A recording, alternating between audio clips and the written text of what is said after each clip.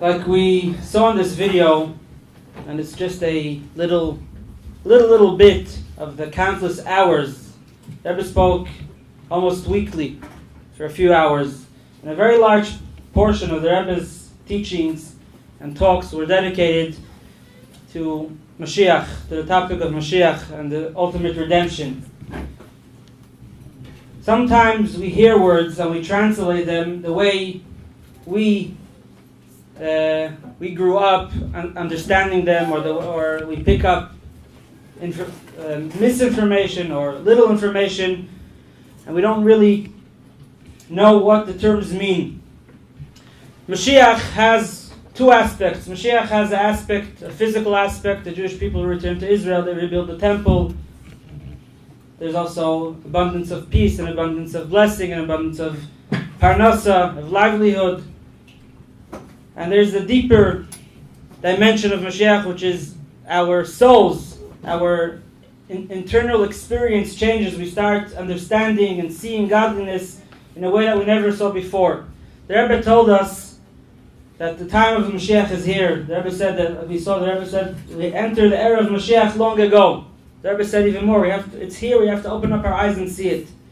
So while some of the physical aspects, many of them have begun. Jewish people largely throughout the world live in peace, are not persecuted. Thank you. I'm still working on it, the English. So many of those aspects have begun, but we're still waiting for the ultimate redemption. But the Rebbe's message to us, that Mashiach is here, we have to open up our eyes, focuses primarily on the inner experience of Mashiach and living a redeemed life. The topic of today's evening is take charge of your life. We all have many different issues in our life. Everyone has it differently. Rabbi Greenberg, I don't think he's going to give everyone his specific remedy. Rabbi Greenberg is going to give us some tools how to take part in the Rebbe's message of Mashiach and make it practical in our life, living a redeemed life. When someone has the right approach to things, automatically he starts seeing things differently, he starts seeing things more positively. And the nature of tzaros, in many cases, tzaros, everyone knows what tzaros are? Tzaros, I don't think. Tzaros is an international word. Even Jimmy Carter knew what tzaros are. Yeah, hardships. So, yes. So, everyone knows what tzaros are, and many tzaros. Some of them we need Hashem to take care of them, but many of them we could, if Hashem already taught us how to take care of them, if we live our life the way the Torah tells us to live it, especially the way it's made practical to our time by the leaders, the kings of the generation, a lot of the tzaros will disappear alone. And my pleasure to introduce to you our special guest speaker, all the way from Buffalo, New York. Thank God the snowstorm hits only on Friday, not on Wednesday. So Rabbi Greenberg was able to make it. Before, a few words about Rabbi Greenberg. Rabbi Greenberg is the dean of the Jewish Discovery Center in Buffalo. He was also taught at the University of Buffalo for many years. Rabbi Greenberg wrote many books. Some of the books you could see outside, both in English and also some Talmudic style books, many articles. You could hear his lectures online. Check on sichasinenglish.com, beautiful lectures. Rabbi Greenberg also had the merit to be one of the, what's called, official translators of the Rebbe's works to English. One of the Rebbe's, that book is out of print, so we couldn't bring it here today, but you could find it probably. So without any further ado, it's my pleasure to introduce Rabbi Heschel Greenberg. Thank you very much.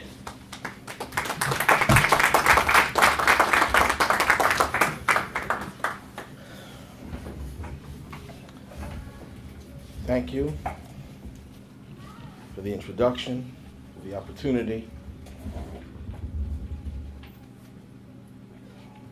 was thinking what to say in greeting everyone. Could we say Gut Yontif, Yud Shvat?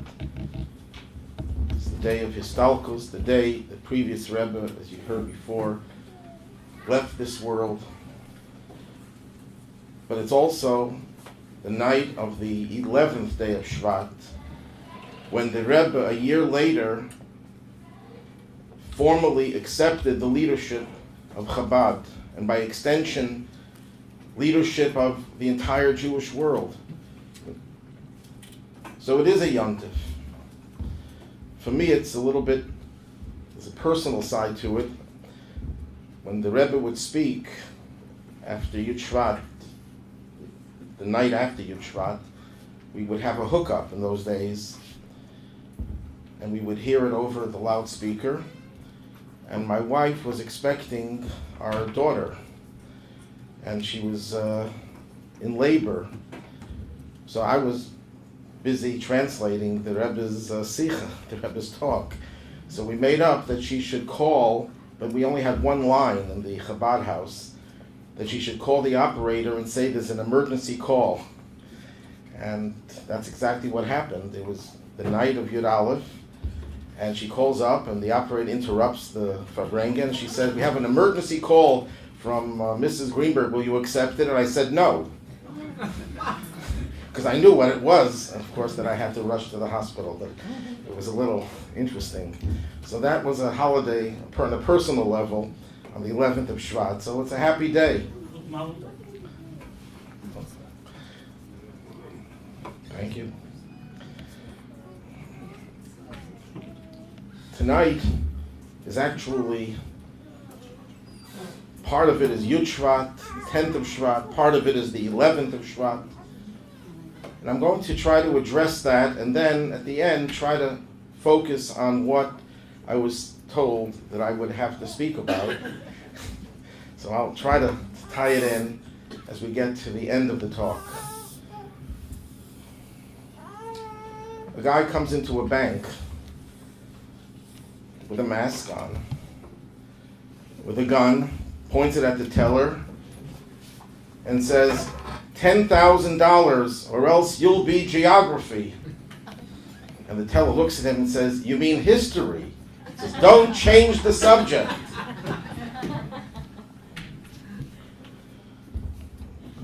I'm not going to change the subject.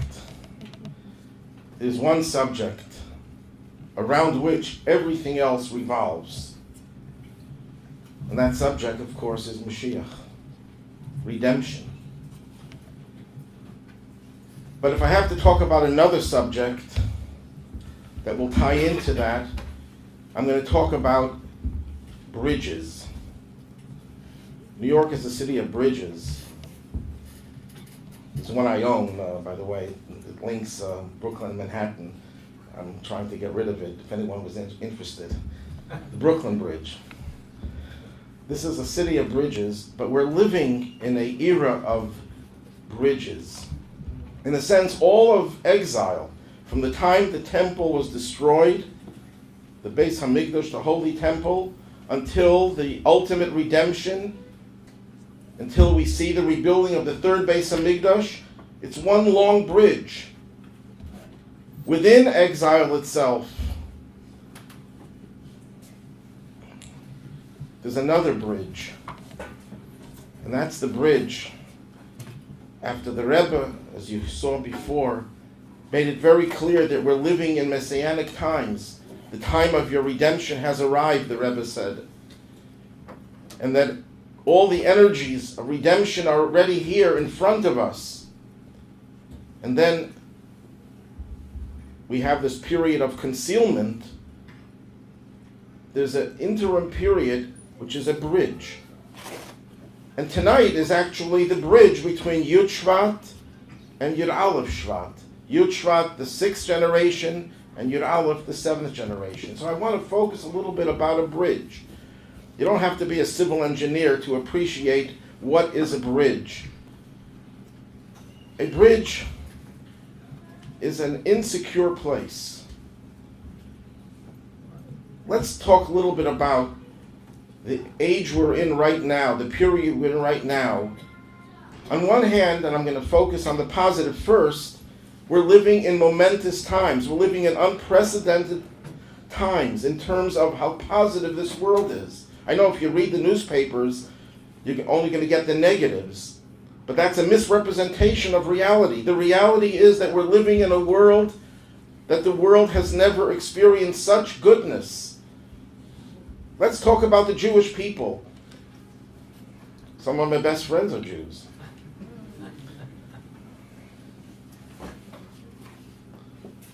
This is the first time in history when the Soviet Union collapsed, a little over 20 years ago, which no one believed would ever happen. But when it did happen, for the first time in Golus, in exile, there is no place in the world where there's a concentration of Jews who do not have the freedom to be Jews. Unprecedented.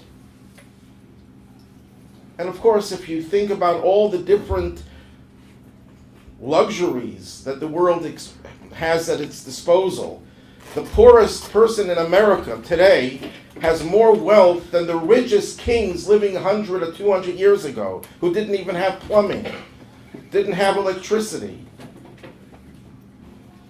didn't even have Facebook. Imagine that. How could you live without Facebook? Baruch Hashem, I've managed so far. I haven't surrendered yet. But we're living in such incredible times. Medical advances. I mean, Israel is now at the forefront of stem cell research, potentially curing all the neurological diseases, ALS, Rahman al-Islan, and all the other, I don't want to list all the terrible diseases, and there's a potential for all of diseases to be cured. Theoretically, we have the models for everything. And even in practice, the number of lives that have been saved medically, and we can go on, turning seawater into fresh water. They have the technology for all these different things. We're living in incredibly good times. And in terms of spirituality, never before have so many Jews studied Torah the way we study today. We have Torah available in your phone. You can access thousands and thousands of Torah classes. We're living in exceptionally, unusually good times. This is all part of the Messianic process. We're basking in the light of Mashiach already. Aha, but you're going to tell me, but what about the terrorism? What about the pain and the suffering? What about the illnesses that we still haven't cured? What about the lack of shidduchim, lack of people who are single and can't find their mate, their soulmate? What about all the tzaras that we have in the world? We're living on a bridge. I remember when I was a child and my father, Oliver Shalom, would take me to the Rebbe, to Crown Heights, and we would cross the George Washington Bridge. And I remember, to me it was a momentous thing when we crossed halfway and it said a sign, "You've entered the New York State." Somehow you felt you were in New Jersey or New York. There was always this tension. So where are we? Are we in New Jersey or New York? Are we in Golus? Are we in Geula? There's this very shaky situation. We don't know where we are and who we are. We have so many doubts about things. You know, we're reading this in this week's Torah portion. The Jews come out of Egypt and they're confronted by Amalek, a wicked nation that starts up with them, wages war against them. And we're told that the word Amalek, the name of the nation numerically, because in Hebrew every letter is also a number, adds up to the word Safek, which means doubt. Amalek sows doubts. When? Baderech. When you're on the road, when you're in between two places, when you're on a bridge. When you're on a bridge, there are doubts, there are questions, gnawing questions that you can't feel comfortable and confident. The bridge is shaky. Bridge sways in the wind, and you feel insecure. And then when you travel in New York State, especially if you get close to Buffalo, you see signs before you get on the bridge freezes before every other part of the road. You start getting cold. Amalek says, Asher karcha baderech, he cooled you off. He desensitizes us. So being on a bridge could be very problematic. So how do we deal with this bridge phenomenon? There are two approaches. I'm sure some of you have heard very popular song to the words of Rav Nachman of Breslov. Kol ha'olam kuloi geshet tsar miyod. The whole world is like a narrow bridge. V'ha'ikar, but the essential thing is lo lefachid klal, not to be afraid. And Rav Nachman, of course, doesn't need my endorsement, but no one argues with him. When a Jew has the bitachon, he has the trust, he has the faith, and he believes in the words of the Torah, when he believes in the words of the Rebbe that told us very clearly that we are living in the Messianic times, that we are on the verge of crossing over that bridge, and we're expecting it any moment, that takes away the fear. But there's more than that. You know, every group has its own jokes. Chassidim have this joke. I don't know who originated it, but the joke tries to compare Breslov Chassidim with Chabad Chassidim.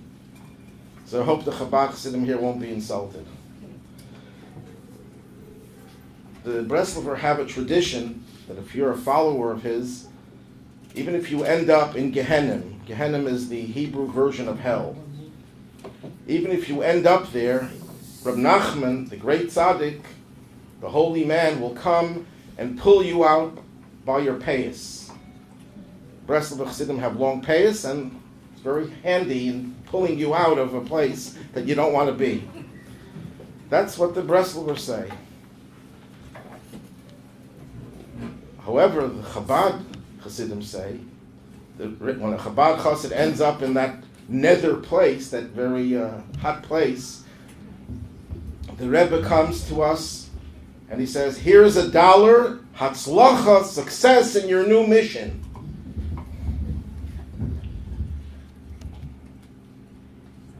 We don't look at the bridge that we're on as a challenge not to fear. Certainly we don't have to fear it. Certainly we have bitachon and trust. But that's not the contribution of Chabad. That's not the contribution of the Rebbe. What the Rebbe tells us is that this bridge that we're on is part of our challenge. It's part of our mission. This truck driver was driving this 18-wheel truck, and he comes to an overpass, and it said 12 feet clearance, and his truck happened to be 12 feet high.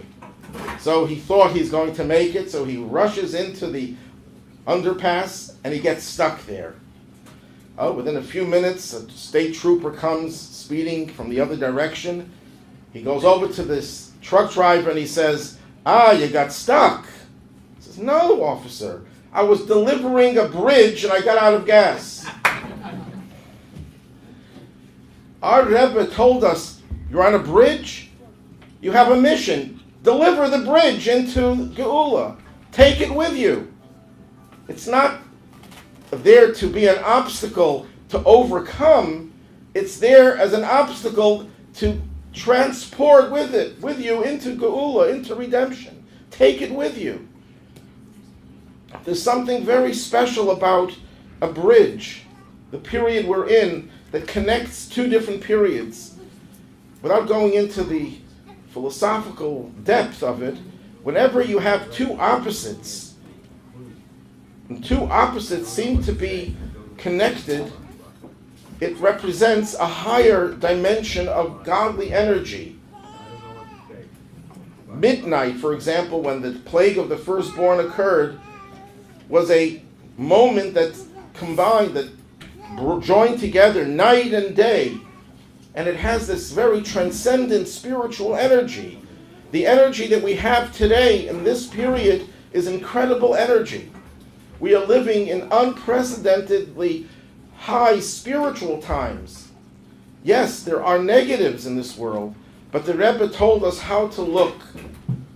I mentioned before that the Breslover slogan is V'ha'ikar, the essential thing, Shloi Lefachid.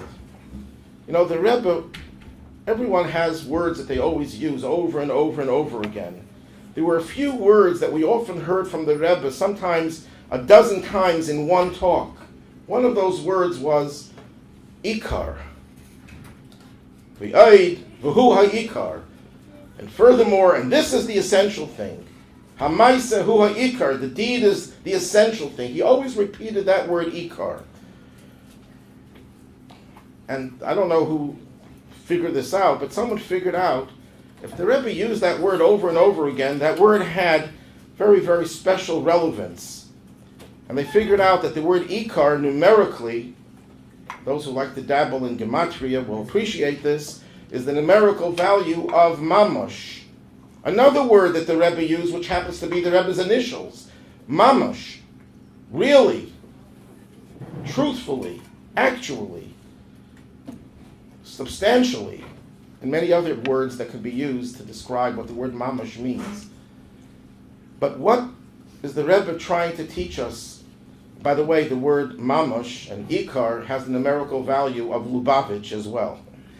So there must be something there about the word mamash. Mamash means real.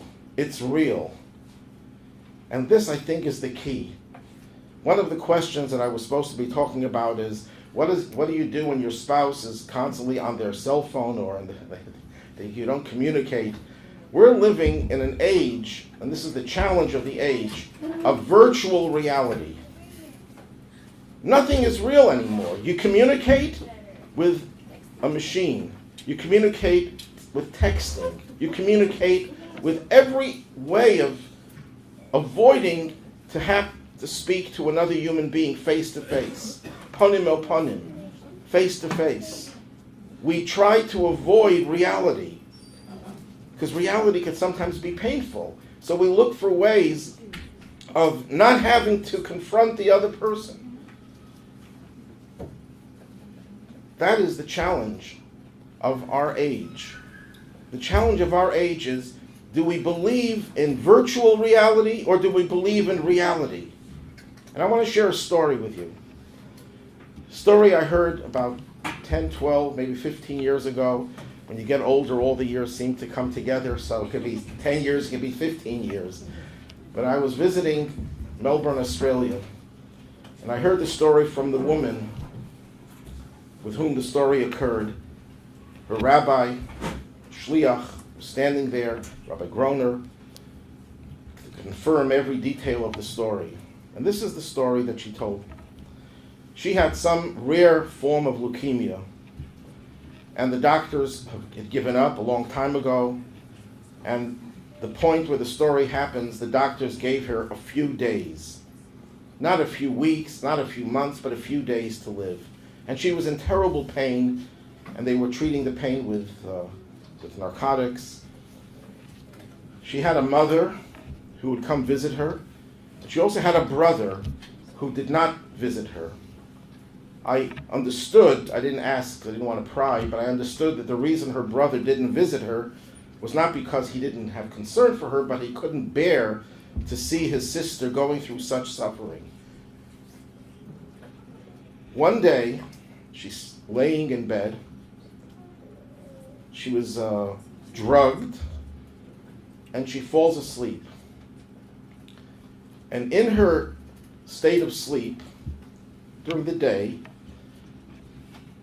she has this, what people would call today, a near-death experience, but she wasn't really clinically dead, so it was not really a near-death experience, but something like it.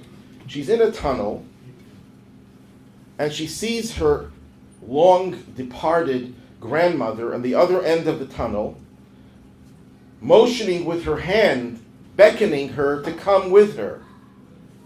And she starts to go in that direction. Your bubby calls you, you go. And then a man, a rabbi, venerable rabbi, who later on turned out to be the Rebbe, I don't know if she knew it then or if she found out later, I don't remember that part, but the Rebbe, in her dream, tells her, don't go, hold on tight. Which she does, and she wakes up, sitting up in bed, clenching her fists, holding on for dear life. And the nurse comes in and sees a frightening scene. a woman who, on the verge of death, sitting up in bed and clenching her fists. And she wouldn't tell the nurse what happened because she thought the nurse would think she was delusional. But to her, it was a very, very real experience. A while later, the same day, her mother comes to visit her. And the mother tells her, your brother has finally come to see you. He's waiting. He's psyching himself, getting himself ready for this, perhaps the last time he'll be seeing you alive. I don't think she said those exact words, but that was essentially what the message was. The daughter says to her mother, I want to tell you an experience, a vision that I just had in my sleep. And she tells her the story. And the mother listens, and the mother says, I'm going to call your brother in right now. She calls the brother in, and she says to the brother, to her son that is, tell your sister the dream you had last night. And he says, in my dream, I see you in a tunnel. Our grandmother is at the other end of the tunnel, and she is motioning to you to come and join her. And you start going, and the Rebbe, and again, I'm not sure if he knew it was the Rebbe at that time, or he didn't know until later, but whoever this venerable rabbi was, motions to you not to go, and to hold on tight. They both had the same dream, hours apart. Well, to the disappointment of the doctors, she survived. I'm only kidding. Doctors are not that bad. Some of my best friends are doctors as well. But she did. You often hear stories where someone has a miracle and they survive, and the doctor looks at them, what doctor did you go to? You should be happy that the patient is alive, but that, there's something about the ego. At any rate, we all have egos. Rabbis are not excluded from that. After she fully recovers, and again, I saw her a few years after this incident happened, so obviously she had a full recovery, and as far as I know, she's still alive and well. She decided she's going to go to the Rebbe to thank him. The Rebbe, every Sunday morning, as I'm sure you know, would distribute dollars for tzedakah, blessings. So she went with Rebbitzin Broner. May she live long and be well. And she introduced her as the woman who had the dream. And the Rebbe said, and this is the punchline, it was not a dream, it was reality. The Rebbe once spoke about the difference between the way people perceive Golus, exile, and Geula, redemption. People say, why are you talking so much about Mashiach? It's a dream. It's a pipe dream. And the Rebbe says, no, you get it all wrong. Golus is the dream. Golus makes no sense. A dream is incoherent. A dream is contradictory. A dream doesn't make any sense. It's not reality. Golus is the dream. Hayinu kechelmim. We say that before we say the benching, the grace after meals. We recite a psalm in which we describe how the Jews were in their exile. When they returned from exile, they speak about their exile in Babylonia. Hayinu kechelmim. We were like in a dream. The reality, Mashiach, redemption, that is reality. We're living in the age of virtual reality precisely because our greatest challenge today is to recognize what is true reality. So the opposite side puts up fierce opposition. In the days of the first temple, what was the greatest sin that Jews committed then? Idolatry, worshiping idols. Why? Because the first temple was the holiest temple that ever existed, the holiest period in history. Precisely because it's such a holy time, the opposition mounts the greatest opposition of the lowest level. So we're living in the age when we have to recognize true reality, mamash, ikar, that the essential, the real thing. And what happens? We're inundated with virtual reality. Nothing is real. Everything is relative. You don't want me to bring my relatives into it, I won't, okay. But everything is relative in this world. But no, Everything is not relative. Things have intrinsic value. People mean something not just relative to someone else. But we don't see that because we're confused. We're on this bridge. And the Rebbe says, you are on a bridge? That's the challenge. Bring the bridge into Geula. Take the bridge that we're in now where we're confused and recognize the reality that we are right about to cross over into the other side. And we already have the Geula right in front of us. It's right in front of us. So where's the problem? If it's in front of us, why aren't we experiencing it? As you heard before, because we are delusional. Why do we have problems with educating our children and all the problems in society? Because the child looks at the parent and sees the parent doesn't have anything real in his or her life. Nothing is really substantive. Everything is, I do this because I want to get to this point. Why do you want to get to that point? Because if I get to that point, I can get to the next point. Why don't you live? Why don't we live our Judaism in the moment? Which means, why don't we recognize that what we're doing right now has intrinsic value, is real, is substantive. Mamash. That's the Rebbe's message. Recognize what's real in this world. Torah is real. You have a conflict between what science says and what the Torah says.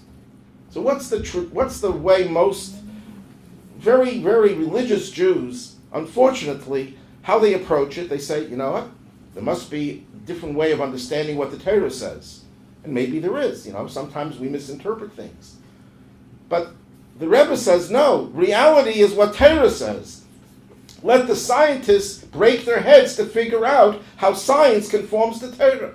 Because science is always changing anyhow.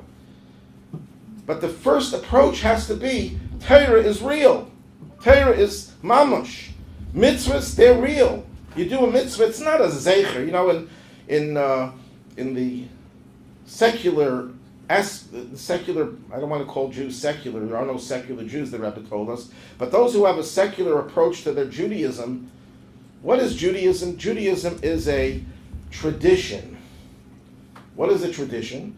My great-grandmother used to do it, so therefore I do it. So, in other words, you're saying it doesn't have any real value. It's only valued because it's a remembrance of something in the past. Why do we celebrate Pesach, Passover? It's a remembrance of a historical event. No, it isn't. Chassidus teaches us Pesach is not a remembrance. Sure, we use the term zecher, we remember it, but we recreate it because the energy of Pesach occurs right now. Everything that we do is real. Right now it's real. It's not just a reminder of the past or a sample of the future. It's real right now. What's real? A Jew is real. A Jew has a neshama, has a soul. That's real. Mashiach, that's real. That's not a dream. That's reality. The question should be, how come it hasn't happened until now? People shouldn't be asking, how do I know what's going to happen? I don't get this question all the time. It hasn't happened for so many years, so how do I know what's going to happen tomorrow, today, the next day, if it didn't happen until now? That is, as the Rebbe would put it, a golus mentality, an exile mentality. You're looking at reality as virtual and virtual as reality. Let's reorient ourselves. Let's get our definition straight. So v'ha'ikar, not just shalei l'fachad, we shouldn't be afraid. That's the foundation. A Jew has to have emunah. A Jew has to have faith and trust in God. And that's something that the Rebbe also inculcated in us. You sit or stand in the presence of the Rebbe, you couldn't help but to see the emunah, the faith, and it was infectious. It became part of you. But the Rebbe says that's not enough. It's not enough to have faith. You have to deal with reality. You have to recognize the reality of Judaism, the reality of Mashiach and redemption. And then the Rebbe would use the phrase thousands of times. It's a quote from the Mishnah. Hamaisa hu ha'ikar. The deed Hu ha'ikar. That is the essential thing. Speeches are nice. Theories come a dime a dozen. The essential thing is the act. Not just because it validates the theory. That's true. When you do something based on a concept, it shows that the concept is real. But it's more than just proving the concept is real. The act is the whole purpose why we're here. Judaism is not about spirituality. And it sounds strange coming from someone who's representing Chassidus. Isn't Chassidus all about spirituality? No, Chassidus is about God. Spirituality is only a vehicle to bring God into our lives. What is our purpose in this world? Bringing God into the physical world. When a child sees the parents living their physical lives in concert, in consonance with the values of Torah and mitzvahs, with Mashiach and redemption, when the child sees that the parent doesn't just pay lip service to Mashiach, which we do, and it's good as well. Hemanti ki adaber, there's an expression that when you say something over and over again, you start to believe in it. So even if our heart is not in it, speaking about it is also positive, but that's not the goal. The goal is to make it real in our lives. And in a very simple, down-to-earth terms, and I'll conclude on that note, let's project. Mashiach will come very soon, imminently. He'll bring us to Eretz Yisrael, to Yerushalayim, build the Beis HaMikdash. How do we think we're going to behave then? How are we going to relate to our fellow Jew who we didn't get along with for whatever reasons? Ego is usually the reason. In the Beis HaMikdash, what are you going to do? It's going to be crowded there. So what are you going to do? You're going to be punching the other guy? I remember a very negative scene when I first came to the Chabad house 43 years ago. We brought some people to 770, and it was very crowded. And they took out a special Sefer Torah called the Sefer Torah of Mashiach. It was written specifically by the previous Rabbi and completed by our Rabbi to be the Torah that will be given to Mashiach. And they only would use it certain times, so people tried to get near it and kiss it. And there was this bizarre scene where one guy was punching people back and forth to get close to the Torah to give it a kiss. And I remember that the scene was etched in my memory. But that's an extreme example, but there's so many examples. We're not going to be punching our fellow in the Beis HaMikdash because it's crowded, because we're in the Beis HaMikdash. God is revealed. And the same thing is true. Are we going to be honest in our business dealings? Of course we will. We know we're going to be honest. We're not going to try to cheat just to make a few extra dollars here or there. We're not going to trample on others. We're going to make sure we put on tefillin. We're going to make sure our home is kosher on the highest standard. We're going to live a very perfect life. So why wait for that to happen? Let's live that way right now. Let's take the future and bring it into the present, because that's the reality. The way we behave, again, I can't speak for the people here. We probably are all great tzaddikim, but there are people out there who are not, and you have to send them the message. Why live a false life? That's not who we are. We are not the way it seems that we are when we misbehave. That's not us. That's not reality. That's not geula. That's not redemption. Let's live a redemptive life by changing the way we live right now.